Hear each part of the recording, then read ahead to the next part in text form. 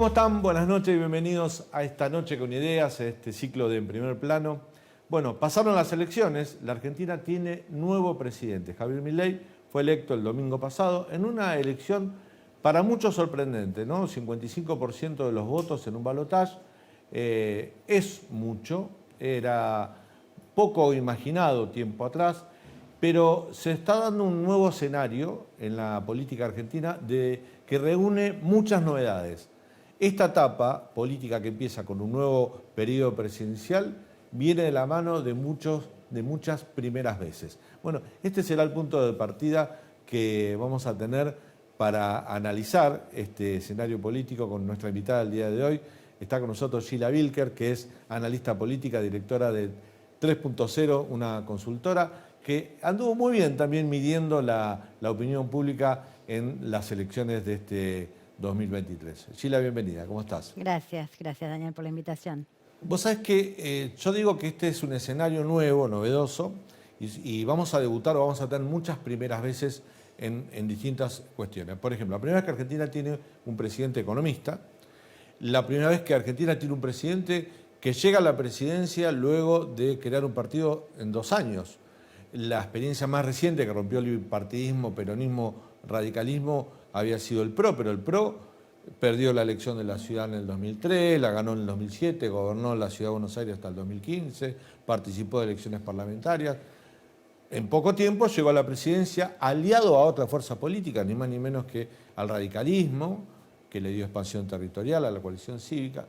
O sea, hizo todo lo que tiene que hacer un partido político para llegar al poder. Y lo logró, lo más cercano. Pero nunca nadie solo en 2 años armó un partido político y llegó a la presidencia. Le llevó más de una década, ¿no? Le llevó más de una década. Al PRO. Al PRO. Pero digo, y la Libertad Avanza lo hace en poco tiempo. Es la primera vez que vamos a tener un presidente que no tiene ni un gobernador, ni un intendente, que tiene apenas 32 diputados, 8 senadores, prácticamente no tiene una escasa representación parlamentaria y tiene un caudal electoral muy fuerte que consiguió en segunda vuelta. Y es un presidente que viene con propuestas disruptivas desde el punto de vista económico y de las otras que también vamos a abordar, que vienen a hacer un poco de ruido a lo que estamos acostumbrados en esta parte del mundo respecto a lo que tiene que ser la economía. Puedo partir de la propia dolarización, que es un caballito de batalla que le dio bastante rédito electoral a Milei, pero es algo que para los argentinos no deja de ser otra novedad.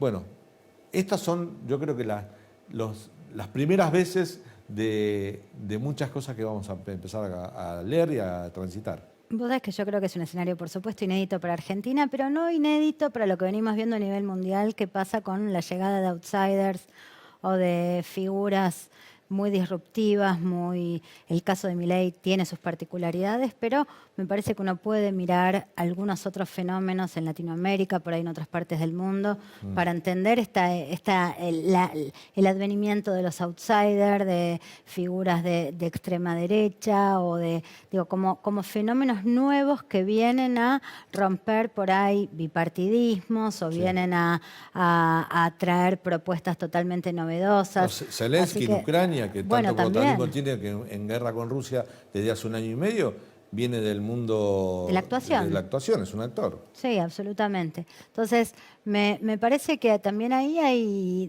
tenés un escenario inédito y tenés espejos posibles en el mundo donde mirar todo este proceso que yo creo que tiene un poco que ver con yo diría, las redes tienen mucho que ver con la emergencia de estas nuevas figuras políticas, ¿no? Fíjate que yo te agregaría algo más a primeras veces. Primera vez que un candidato gana sin pegar un solo afiche, ¿no? Digamos, vos recorres la provincia de Buenos Aires, recorres la ciudad de Buenos Aires, recorres el interior y no vas a ver carteles de Milei, ¿no? Digamos, o sea, un fenómeno, yo te diría, fuera de lo que es la política clásica, invisible en las calles y muy presente acá. Claro. ¿No? Muy presente en los teléfonos, muy presente Bueno, yo caracterizo esta elección como la primera elección algorítmica, ¿no? Y de hecho me parece que esta cosa del algoritmo tiene mucho que ver porque, bueno, mira, en nuestras investigaciones, por ejemplo, lo que vemos es que muchos de los votantes de Milei prácticamente no conocen votantes de Massa.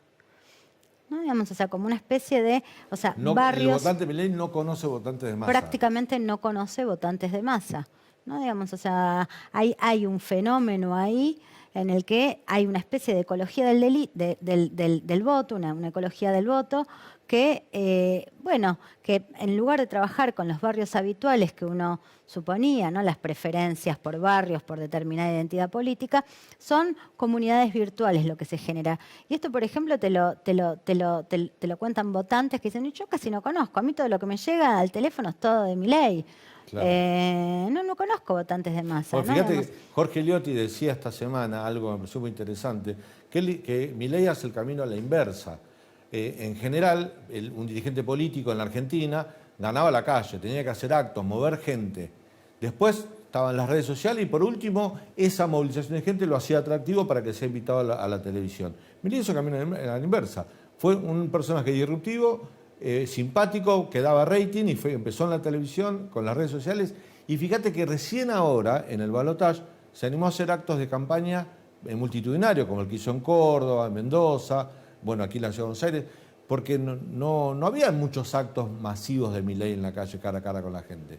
sí, lo que venía haciendo eran actos de rockstar, Claro. ¿no? Digamos, yo te diría, el corazón de lo que transmite Milei, que es un carisma fenomenal, un fenómeno de vínculo mágico que tiene con sus electores, con Sí. esos, yo te diría, jóvenes varones, ¿no? De los sectores medios bajos, que es como, yo creo que su público inicial, su núcleo más duro. Bueno, eso que se veía por ahí en los actos que tenían el Rosedal, una figura que por ahí su cumpleaños era una ocasión para hacer un meeting político, ¿no? Digamos, como este fenómeno. Pero, Sheila, Sí. el éxito, a ver, no redime. Con esto quiero decir, ¿por qué es una persona tan convocante, tan como si vos tiene un carisma tan atrapante, que lo tuvo y lo demostró porque la gente lo siguió, y a la vez es una persona de modales tan violentos? Porque a ver, que haya sido por eso digo, el éxito no redime.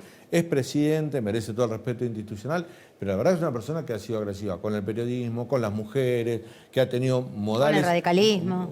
Con el radicalismo, modales agresivos a la hora de dirigirse incluso a la gente, con insultos, agraviantes. Este fue el Milei que vimos en la campaña y la gente se lo perdonó.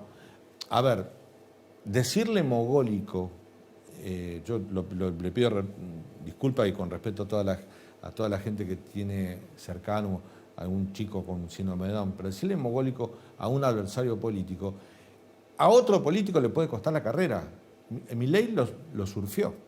Entonces te pregunto, ¿cómo hizo, si ustedes llegaron a medir cómo hizo para sobrellevar o enaltecer ese carisma teniendo esas falencias? Bueno, dos cosas. Lo primero es no se puede pensar el 55% ahí, ¿eh? Lo que tenés que pensar es un segmento de electores que es su núcleo, bueno, sus 29 puntos, ¿no? Como para, Sí.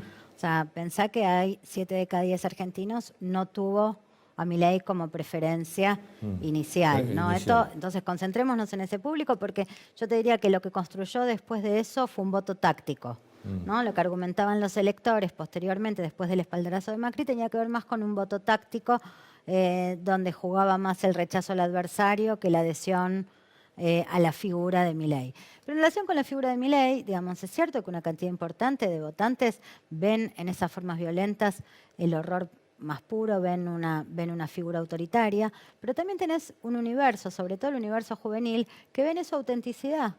Entonces, cuando yo recién te decía, primera elección algorítmica, también tiene que ver con la socialización de los más jóvenes. Los más jóvenes viven en un mundo de redes, viven en el mundo de redes la cordialidad, las formas de trato de uno a uno, te diría, han quedado un poco encapsuladas y la forma natural de socialización es una forma de socialización digital que tiene formas Sí. muchísimo más violentas. De hecho, vos fíjate todos los problemas asociados hoy a las redes sociales, como el bullying, ¿no? Digamos, como formas de violencia digital que hoy están naturalizadas. Entonces, eso también habla de un nuevo segmento, un nuevo electorado desconocido para nosotros, pero que hoy tienen voto y por lo tanto tienen voz, y que ven en los modales y ven en las formas expresivas y ven en las figuras elementos que a nosotros por ahí nos Influyó, parecen, fue o sea, determinante. la distancia generacional para nosotros Sí. realmente es abrupta, realmente hay un cambio generacional muy intenso. Viene de la mano un cambio cultural. Cambio cultural, cambio generacional, o sea, yo creo que esta elección fue una elección, yo te dije, ecología digital, Sí. corte abrupto como cisma generacional total. Milei empezó y lo que sostuvo intensamente es el votante joven y además varón. O sea, ese es el núcleo más intenso de Milei y desde donde Milei creció y desde donde se generó de alguna manera el contagio. Pero sí, claramente, o sea, acá hay yo diría, un cisma generacional fenomenal a la hora de entender la cosa pública, a la hora de valorar las figuras políticas, a la hora bueno, también de enganchar, de hacer máquina con algunas ideas. Y vos fíjate que, bueno, también es un universo con, bueno, nuevos hábitos de lectura, lo hablábamos antes, de llegada a la información. Estos jóvenes, por ejemplo, cuentan que el meme funciona casi como un llamador para llegar a la noticia, ¿no? Digamos, o sea, no llegan, digo, no es que la noticia da lugar a un meme, es el meme el que es un llamador de la noticia. Entonces, lo que no puede ser contado, ¿no? Digamos, cuando ven muchos memes de algo dicen, che, pero ¿qué está pasando? Y ahí recién entran a ver qué dice el periodismo clásico, ¿no? Entonces hay un fenómeno ahí de cambio generacional, de cambio de consumo de noticias, de distintas valoraciones, y creo que eso es algo que está presente, no termina de ser estudiado, ¿no? Digamos, porque creo que es un fenómeno nuevo. Lo vamos a estudiar con Milei en el poder, con lo cual también va a ser para nosotros, para los periodistas, un doble desafío, porque vamos a tener que entender la nueva interpretación de la comunicación y de la noticia por ese público que vos nombrás y a la vez analizar con nuestras herramientas, que no son esas, al nuevo gobierno. Bueno, el periodismo como institución, yo te diría, clásica, de la democracia clásica, también tiene sus problemas, porque también tiene dificultades hoy para llegar al público joven. Claro, sí. ¿No? Claro. Digamos, hace unos años se hablaba de la modernización, de cómo los diarios sábanas se convertían en tabloides, el caso de La Nación, ¿no? Digamos y cómo se había vuelto un diario más joven y cómo había capturado público joven. Bueno, esos jóvenes hoy, ya está, es gente grande. Digamos, los jóvenes de hoy realmente están en una dinámica de consumo de la información y de conceptualización de la cosa pública que pasa por otro lado. Entonces es probable que la palabra se da lugar a formas por ahí más expresivas, más auráticas, más corporales, que creo que es algo de lo que puso en juego Milei. Milei es, yo te diría, su figura, su modo de irradiar enojo, pero también de empoderar, y su forma de irradiar energía, en definitiva, energía, ¿no? Digamos, energía. Ahora, Sheila, dijiste algo, te quiero llevar a un poquito atrás, cuando dijiste el fenómeno de los outsiders no es solo de Argentina, sino se da en el mundo. Ahora, mientras vos decías eso, yo imaginé a Bolsonaro, a Meloni, bueno, a Zelensky, otros en Europa, incluso en Latinoamérica, que fueron apareciendo. Y digo, hay un común denominador. Todos esos outsiders vienen de la derecha, o si se quiere con una impronta conservadora, incluso con algún rasgo autoritario. Todos tienen ese común denominador. Y digo, son outsiders, pero se parecen bastante, o sea, entre ellos, ¿no? Bueno, es que no se puede, a ver, es un fenómeno global, sin lugar a dudas. Es un fenómeno global. También, digo, el fenómeno nosotros venimos evaluando adhesión a los valores democráticos, y lo que vemos es que cuanto más joven la persona, menor adhesión a la democracia. Todavía con valores altos, pero con, bueno, a ver, profundamente más bajos que lo que tienen los mayores o las personas que formaron... ¿Recuerdan o vivieron la dictadura, por ejemplo? Sí, o que atravesaron el proceso de la primera democrática. Sí. Entonces, lo que vos ves es, digo, eso en el caso de Argentina, pero lo ves en toda Latinoamérica. Digo, nosotros tuvimos ocasión de medir eso en Argentina y en otros países latinoamericanos, y la verdad que efectivamente vos ves cómo la democracia entra en deuda en Argentina y en otros lados, digamos, ¿no? Donde digo, algo que nos debería preocupar profundamente, ¿no? Digamos, pero que está ahí y que forma parte del clima de época, que lo peor que podemos hacer es desconocerlo. Pero sí, forma parte de la escena. Y ahí, Es que no hay otro sistema que te garantice libertades, derechos individuales, la posibilidad de elegir que no sea el modelo democrático. O sea, le quitas, por ejemplo, un sector importante de la sociedad en Latinoamérica, como decís vos, le empieza a quitar valor a la democracia, pero eso no deja de ser peligroso, por porque, supuesto, porque porque no además, es que va para algo superador. por supuesto, porque además tenés un modelo de, de destrucción de las instituciones conocidas sin una propuesta alternativa, digamos. Esto por un lado y por otro lado, digo, es gravísimo, ¿no? Es gravísimo, Es sin grave, lugar a sí. dudas, sin lugar a dudas.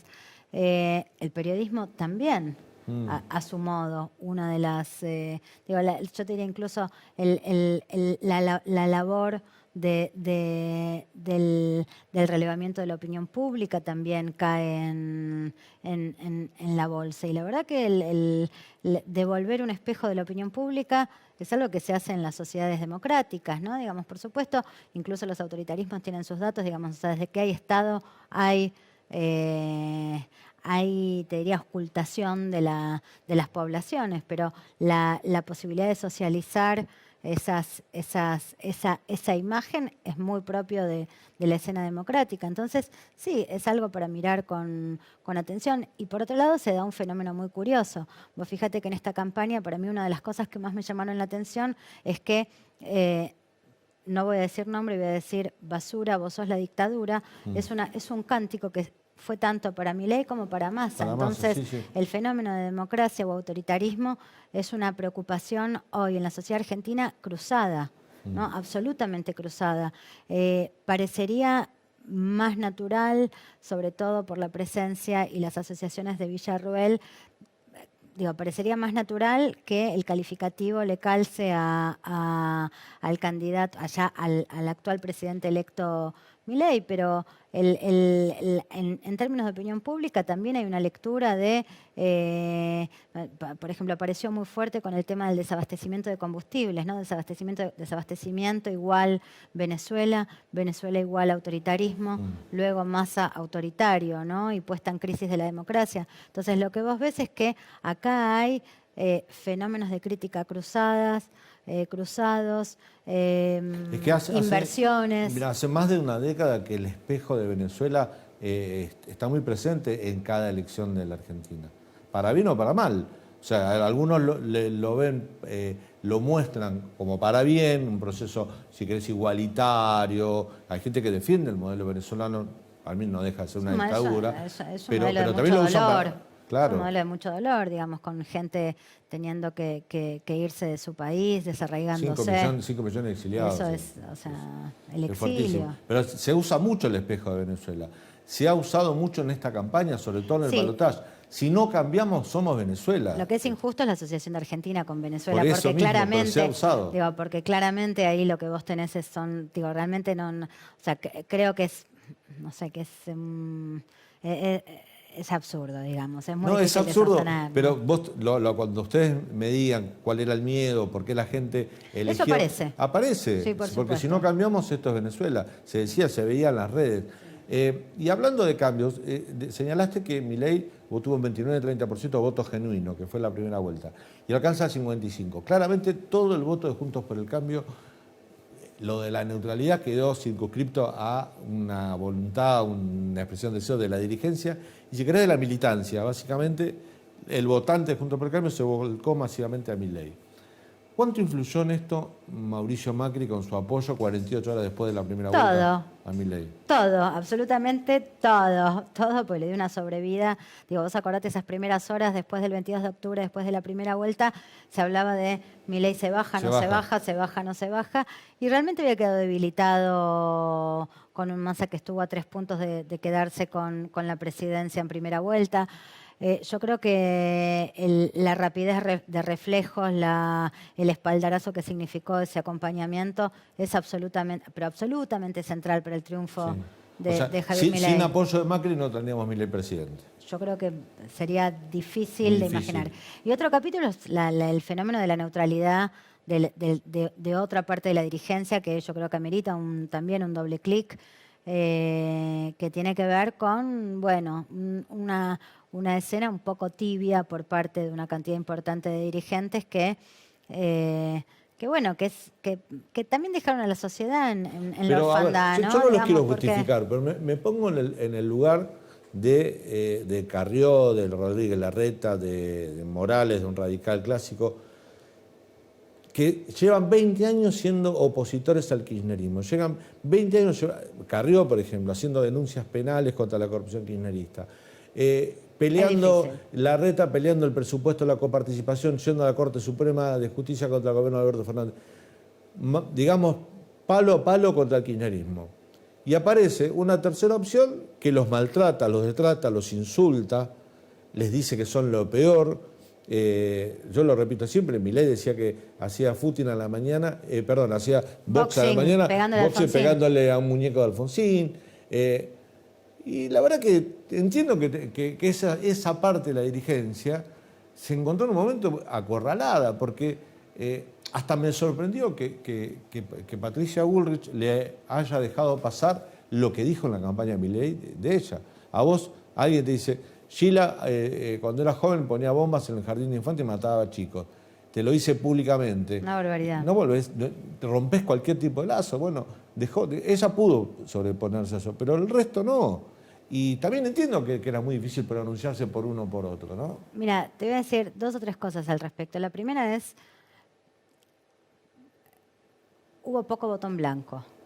Sí. La gente decidió, hubo 1,5 puntos de botón blanco. Acá en la ciudad de Buenos Aires estuvo alto nada más. En general lo que dominó fue bajo botón blanco. Esto que vos estás planteando como dilema de la dirigencia es el dilema que nosotros encontrábamos en los relevamientos, ¿no? Digamos, o sea, lo que veíamos, por ejemplo, cuando armábamos estudios sobre el universo radical, lo que veías es que la gente te decía, y no puedo votar a una persona que mancilló de este modo a mi prócer, a Alfonsín, claro. pero tampoco puedo votar peronismo, ¿no? Digamos, esa tensión interna estuvo presente hasta último momento. ¿Y un voto vergonzoso también?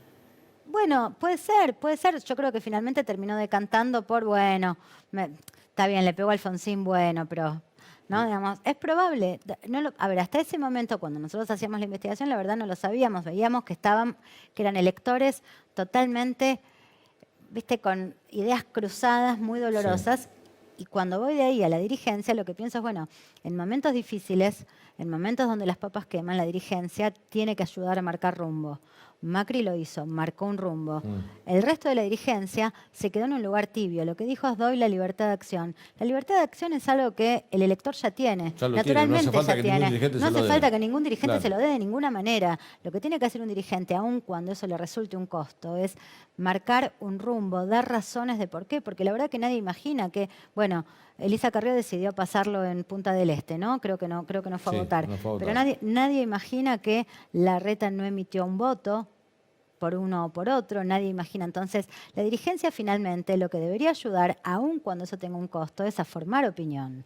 Entonces, esa neutralidad yo creo que fue, en parte, incluso te diría, un costo para esa misma dirigencia que se mantuvo en esa zona, viste, en esa zona, la neutralidad como zona gris. Sí. Bueno, la zona gris es falta de liderazgo también. Porque el liderazgo es, bueno, a ver... Bueno, Macri se comportó como un líder. Absolutamente. Bueno, Macri creció de imagen, creció en imagen después de esto, ¿no? Digamos, o sea, venía con una imagen de alguna manera, probablemente Milei le haya prestado. ¿Tiene vida política Macri después de esto? O sea, creció como imagen. Te pregunto, como alternativa a lo que viene, porque es un hombre relativamente joven, que podría ser candidato dentro de 4 años. Él puede construir una candidatura. Yo creo que dejó pasar este turno que también es contrafáctico con el diario del lunes, que hubiese sido favorable para él. Yo creo que se perdió una oportunidad. O sea, de hecho, francamente no entiendo por qué se bajó de la contienda tan tempranamente, ¿no? Cuando todavía estaba por verse quiénes eran los candidatos. Es algo que no termino, o sea, supongo que igual creo que ha sido un gran ganador, ¿no? Digamos, sí, es uno de los grandes ganadores. Entonces, sí. Es uno de los grandes ganadores. Entonces, bueno, cuestionar las decisiones de una figura política que ha tenido logros también es difícil, ¿no? Difícil, claro. También es difícil. Pero Pero sí, creo que este turno podría haber sido para Porque terminar. lo decíamos cuando charlamos antes de grabar. Sí. Hay algo que demostró Sergio Massa, que una candidatura se puede construir en el camino. Massa fue un buen vendedor de un mal producto y logró construir una candidatura, logró ser competitivo. Macri, quizás en marzo no le daban los números, pero puesto a correr, a lo mejor pudo haber construido una candidatura y el solo hecho de su presencia pudo haber contenido el crecimiento de Milei. No sé, todo esto es contrafáctico, pero yo coincido con vos que mirándolo así hacia atrás se perdió una gran oportunidad. Él, ¿no? Él en la personal, En la ¿no? personal, Digamos. Sí, creo que digo, a ver, se perdió la posibilidad de ser presidente, ha construido poder. Claro. Ha construido poder, ha construido Eso es poder, importante. o sea, eso es indiscutible. Sheila, vamos a hablar de qué le espera a Milei en el Parlamento, en las alianzas políticas, qué le espera, cómo se puede rearmar la oposición, pero después de un corte. Dale, ya volvemos.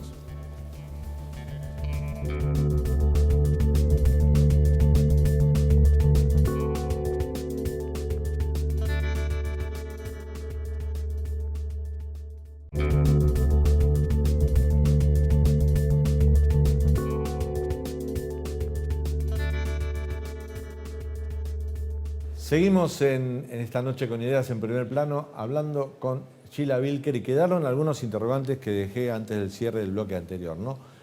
¿Cómo te imaginas un gobierno de Milei que tiene que, primeros desafíos, responder positivamente a una crisis económica muy profunda y muy grande, con casi la mitad de los argentinos bajo la línea de pobreza, con una inflación del 150% anual, muchos desafíos? Para lo que él pretende hacer como solución a eso, va a necesitar de normas. Y tiene solo 30 diputados y 8 senadores. ¿Cómo crees que va a construir alianzas legislativas para salir adelante? Bueno, yo te diría que hoy sería un poco...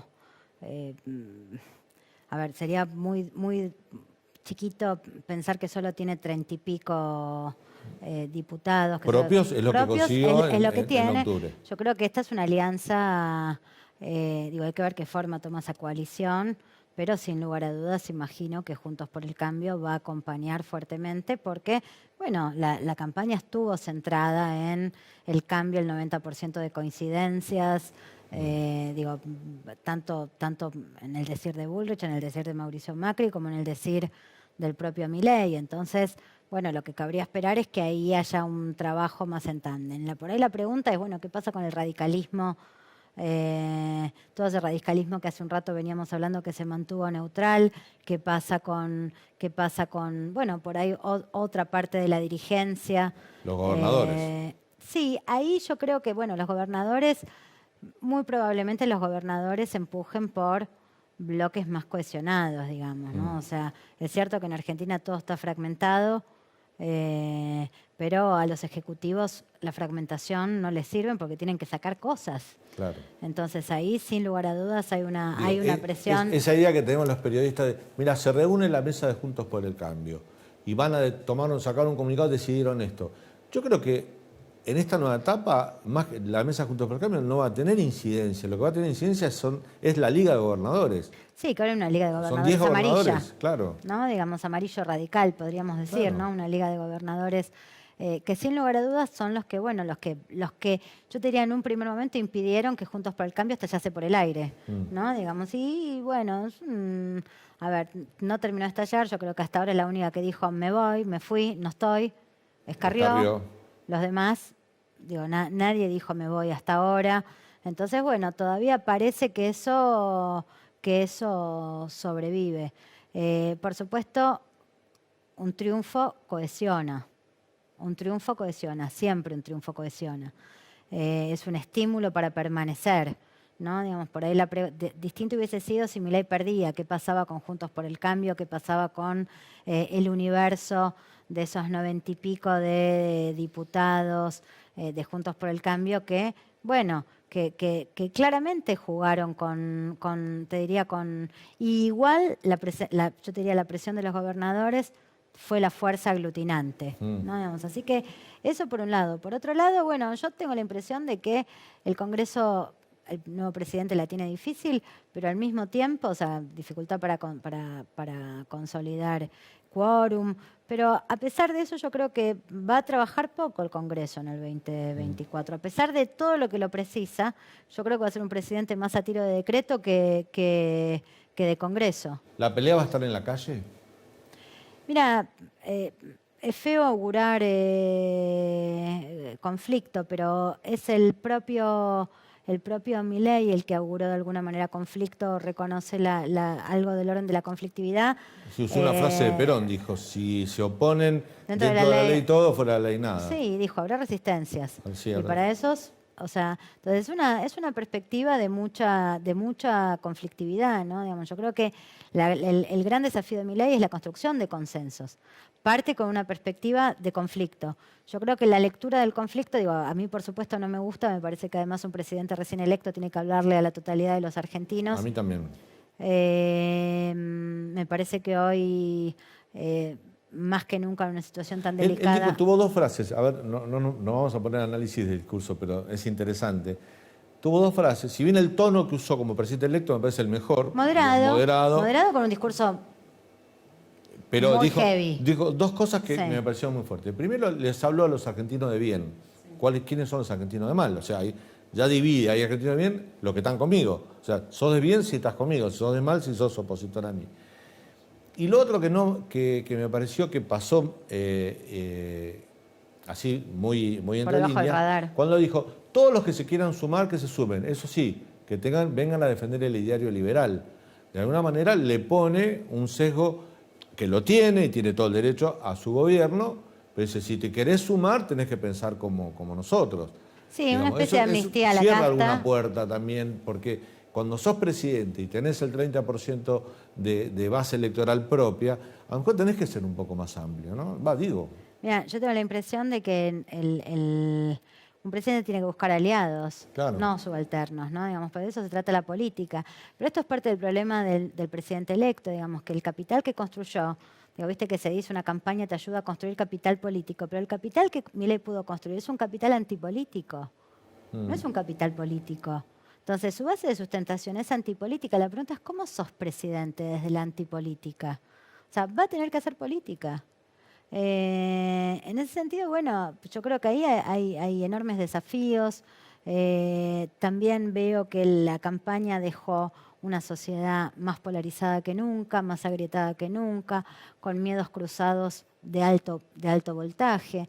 No, digamos, lo que nosotros veníamos viendo era que el miedo estaba encapsulado y era de los dos lados. En esta campaña se habló mucho de miedo, como si fuese una puesta en escena de un lado solo para el otro, pero del lado de la propuesta de Milei, se cantó sistemáticamente la casta tiene miedo, ¿no? Digamos, Sí. se traía el miedo a la escena, hubo una campaña contrafóbica, una campaña contra el miedo muy intensa. Entonces, lo que vos ves, y cuando nosotros estudiábamos unos y otros perfiles, lo que veíamos es que tenés ciudadanía aterrorizada o atemorizada, o al menos con un poquito de susto, según cuán duros sean, digamos, de los dos lados. Entonces, una vez que uno se impone, los que quedan con miedo son los que no se impusieron, y con esa sociedad hay que armar lo común. Hay que armar lo común. Entonces, bueno, el miedo no se desarma así. La verdad que el miedo no se desarma automáticamente. Milei asume o gana o triunfa se impone en una escena donde un segmento muy importante de la sociedad argentina está con, yo te diría, el miedo a flor de piel. El miedo a flor de piel. Estamos hablando mucho, por supuesto, de Milei, presidente electo, pero su compañera de fórmula no es una parte del decorado de la fórmula. Es una persona formada, con intención de ejercer el poder y con ideas no tan liberales. Victoria Villarruel no representa al liberalismo clásico como lo conocemos, sino que representa, te diría, un modelo incluso más autoritario. No sé, yo la escuché en la campaña, después bajaron el tono, pero hasta llegó a sugerir el regreso del servicio militar obligatorio. Ella quiere manejar las áreas de seguridad y de defensa, con lo cual también eso significa que propone otra agenda en esos temas muy distinta a la agenda que nosotros conocemos. Uno puede decir la agenda progre, no sé si es tan progre, pero es una agenda mucho más afín a la política que conocemos, ¿no? En seguridad y en defensa. Bueno, yo creo que Villarroel representa la ruptura de los consensos sobre lo que fue todo un tiempo dramático de nuestra historia, ¿no? Digamos, o sea, hay algo, viste, que vuelve. Por supuesto, esto no quita digo, a ver, que las víctimas del terrorismo también tengan que tener un Sí, reconocimiento. eso lo logró poner en la Eh, agenda y yo creo que la gente dijo, sí, estaba esto que nunca atendimos, y es cierto, y le dio la venia. Pero atrás de eso vinieron... Atrás de eso viene algo más vinieron complicado. otras Bueno, cosas a más ver, complicadas. y se están rompiendo los consensos, porque la Sí, teoría de los dos demonios, bueno, es algo superado. sí, Digo, Argentina ha sido modelo en materia de derechos humanos a nivel internacional. Se pueden criticar algunas cosas, alguna especie de utilización, sí, es posible. Pero me parece que esto es un fenómeno de otra intensidad que pone también que también intensifica las diferencias, la dificultad para componer consensos. Digo, me da la impresión de que Argentina vuelve a mirar para atrás en lugar de poder mirar para adelante en esta materia. Y creo que en todo caso, viste, hay un segmento muy importante de la sociedad que ya, digo, ni siquiera puede hablar del tema, ni siquiera entiende. ¿No? Digamos, por ejemplo, cuando vos le preguntas a un joven qué es un centro clandestino de detención, claro. ¿no? Digamos, entonces me parece que, Claro, bueno, 50 años no pasaron en vano, ¿no? Digamos, de la etapa oscura a los 70. Pero ¿por qué te tocaba el tema de Victoria Villarroel? Por algunas de sus propuestas que están polémicas. Y me sumo a las propuestas que tiene Limoine, por ejemplo, a esta idea de plebiscitar la paternidad en el caso del hombre, o Bertie Venegas Lynch, que ya dijo que lo primero que va a hacer es... el Papa no. no, pero aparte el padre dijo el Eso, Papa no, el padre. porque como no le gusta el Papa quería romper relaciones con el Vaticano. Hablaron ayer el Papa y 8 minutos el Papa con Milei, y Milei lo invitó a visitar el país, al quien él llamaba el maligno. Por eso Ahora, digo, qué disolución de la palabra, ¿viste? Daniel. Bueno, pero O sea, la palabra no vale nada. no vale se dice nada. una cosa, se dice otra, se dice la de más allá. Bueno, O sea, y esa es la anticasta. O sea, después dicen que la política se comporta así cuando termina teniendo ese tipo de comportamiento. Algunas demostraciones, pero empiezan a aparecer. Bertie Venegas Lynch, que es diputado electo, dijo que va a presentar, lo primero que hace es derogar la interrupción voluntaria del embarazo, con todo lo que significó para esta sociedad también esa ley. Entonces me pregunto, ¿no? Digo, la demanda de cambio para Milei viene de la mano de solucionar el problema económico, bajarme la inflación, dame una moneda que tenga valor, dame trabajo, sacame de la oscuridad de pagar tantos impuestos y tener mis empleados en negro, en el caso de las pymes. Hay demandas absolutamente, si querés, económicas y sociales, pero relacionadas con lo económico. El resto de las propuestas de Milei, la libre importación de armas, esto de plebiscitar la paternidad, los órganos. la venta de órganos, todo eso quedó, no sé si lo van a llevar adelante, los vouchers educativos, que en un momento se habló, que era para segunda generación, lo patearon para adelante. Yo creo, a ver, vos sos la especialista, yo soy apenas un periodista, pero si Milei desgasta la primera etapa de su gobierno en alguna de estas propuestas y no pone el 100% de atención en la demanda de la solución o de las alternativas económicas, creo que va a empezar mal. A mí me parece que, por lo menos en esta primera etapa, va a tener que poner todo su esmero en esto que es la verdadera demanda. Lo otro es para sectores no mayoritarios, tengo esa impresión, no sé, ustedes lo midieron. No, coincido plenamente. Y también creo que de la mano de esto va esto que es la interpretación del voto. ¿Qué significa? ¿Qué es la confianza que le dieron a Milei? ¿Para qué? ¿No? Digamos, o sea, interpretar el voto. Yo creo ahí que hay o sea, vengo viendo un anclaje en un dogmatismo, ¿no? Digamos que creo que no es, que no forma parte del mandato, ¿no? Digamos, creo que el mandato tiene que ver con esto que vos decís, que es lo económico, resolver un tema. De hecho, antes decíamos, bueno, el voto tuvo características de ecología digital, pero también este voto fue o esta elección fue tremendamente socioeconómica, te diría muy poco ideológica, donde lo ideológico, las convicciones jugaron poco, ¿no? Digamos, o sea, se habla de las ideas de Milei como, bueno, son sus ideas, ¿no? Digamos, el tipo sabe, hay como un fenómeno de discusión con sus ideas por parte de sus propios electores, te digo, discusión, le discuten algunas ideas, lo esculpan con algunas otras, lo ponen en el lugar, bueno, es a donde lo lleva su filosofía, ¿no? Como una Sí. forma de... Pero, en definitiva, yo creo que la confianza tiene que ver estrictamente con bajar la inflación. Con resultados Con económicos resultados tangibles económicos. que afecten al bolsillo de la sociedad. En los primeros meses de gobierno, la gente va a tener que, sabe que el camino es duro, pero va a tener que ver algún tipo de señal en ese sentido. Si vamos a pasar al verano discutiendo si derogamos la ley de interrupción voluntaria del embarazo, o el regreso del servicio militar obligatorio, o la libre aportación de armas, a mí me parece a ver, re interesante para estos espacios periodísticos debatir temas tan picantes, si se quiere, tan polémicos, pero no le solucionó los problemas de fondo a la sociedad. No, mira, no, yo creo que no es para lo cual lo eligieron, ¿no? Digamos, no es, creo que ese no es el mandato final, tampoco el dogmatismo, ¿no? Digamos, el ejercicio de la presidencia requiere algo de cintura, requiere poder hablar y poder ceder. Sí. Poder ceder.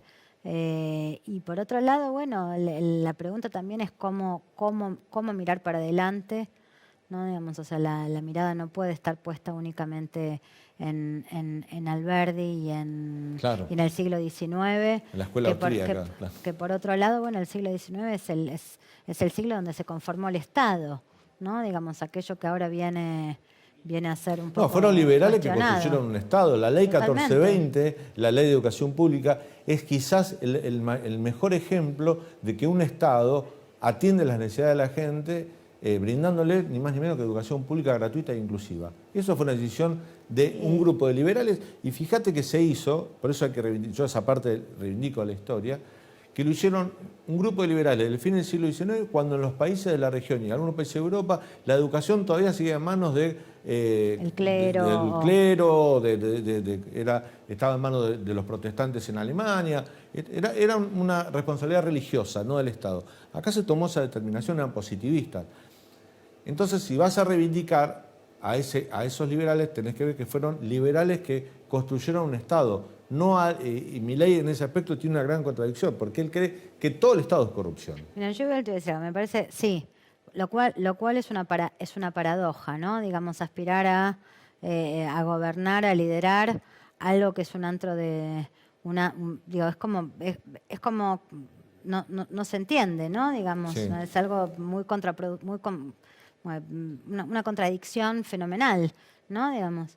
Pero a ver, creo que hay que dar hay que verlo jugar, hay que verlo correr. No, seguro, por supuesto. Estamos haciendo la previa, sí, Gila, sí, obvio, falta todavía un montón. no asumió, Falta está un armando su montón. gabinete. Y hablando de su gabinete, no quiero dejar pasar esto, ahora nos vamos a meter en el peronismo, a ver cómo queda. El gabinete, por lo menos los nombres que conocemos hasta ahora, es 100% Milei. O sea, no hubo 100% Milei. No, él dijo, voy a armar mi gabinete, ¿no?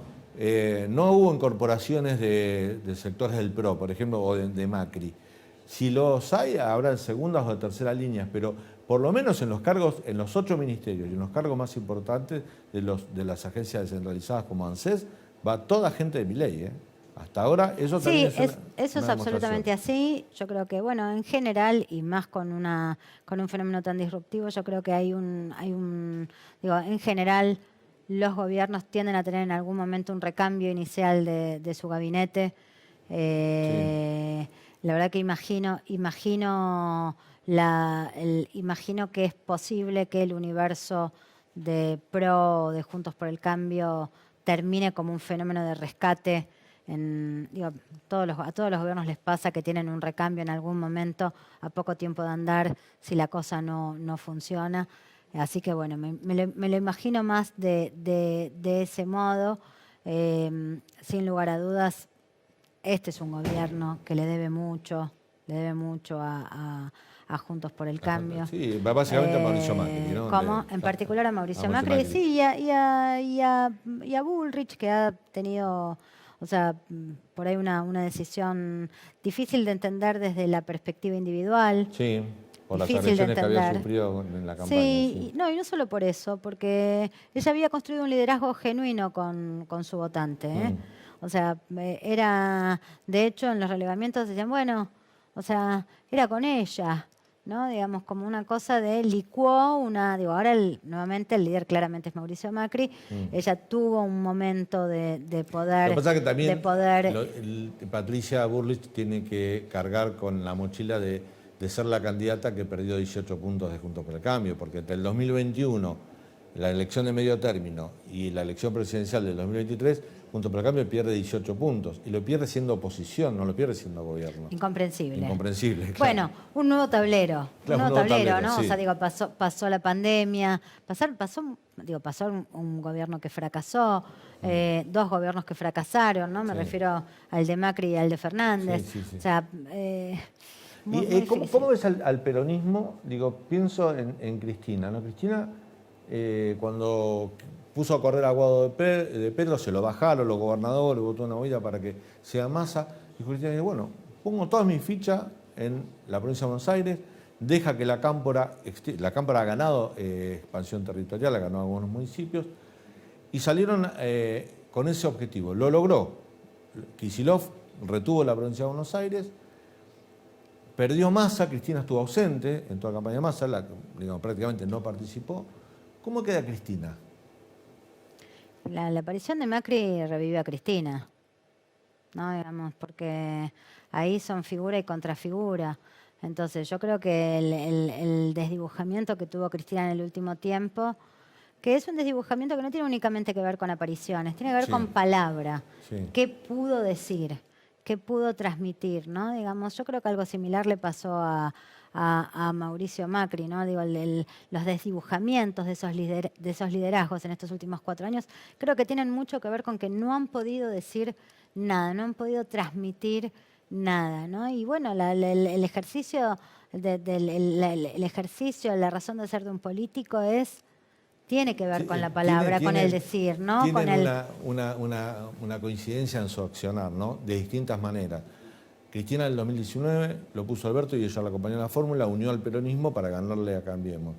Y Macri, en una segunda vuelta, decidió darle apoyo a Milei, jugar de afuera, construir poder, como decías vos. ¿Vos decís que ahora son titiriteros los dos? Y de alguna manera demostraron, por lo menos los dos demostraron entender qué es ser líder en la política. Cristina y Macri entendieron qué es ser líder y entienden cómo es el poder en la Argentina. Y yo creo que el resto de la dirigencia política todavía está un escalón más abajo. Da esa impresión, por lo menos. Bueno, lo que está claro, mira, lo que está claro es que el gobierno de Alberto Fernández fue un gobierno transicional. Totalmente. O sea, que no dio lugar a algo nuevo. La transición entre algo conocido y algo, bueno, por conocer que todavía no sabemos, o sea, de una forma incierta, de una forma muy, la verdad que su forma es incierta. También pienso que a veces un poco digo, una conclusión a la que llegué con nuestras investigaciones, pienso que la incerteza es un velo para el pesimismo, ¿no? Digamos, o sea, llamamos incierto aquello que creemos que va a ser peor, pero no nos resignamos a que sea peor y entonces decimos incierto. Y la pregunta es si estamos para que efectivamente haya un cambio de ciclo y nazca algo nuevo o no. A mí me da la impresión de que hemos vuelto un poco al pasado, que si bien Milei representa algo nuevo, bueno, el cambio de ciclo es más difícil, ¿no? O sea, esto que te decía. Bueno, está todo por delante. Sí, tenés una sociedad que ha concedido, muy importante, 55 puntos, otra parte de la sociedad en alerta. Sí. Atemorizada. La participación electoral en esta circunstancia, con esta crisis y con esta lo desvalorizada que está la política, un 75% que vaya a un balotaje, teniendo un tercio que había quedado fuera, que podía haberse resignado, altísimo, demostró algo que me parece que es lo que debemos quedarnos, que el sistema político argentino es robusto. No lo sé. Me reservo dudas, pienso o sea, Milei frente al discurso de Victoria con un coreo intenso y ensordecedor que decía que se vayan todos.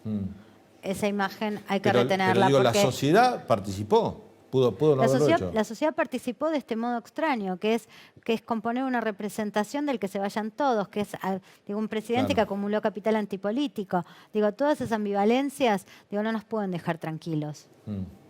Buen punto. Bueno, dudas y que el tiempo y los hechos nos darán un poco de claridad. Sheila, me dio mucho gusto tenerte en el Bueno, programa. gracias. ¿La pasaste bien? Re.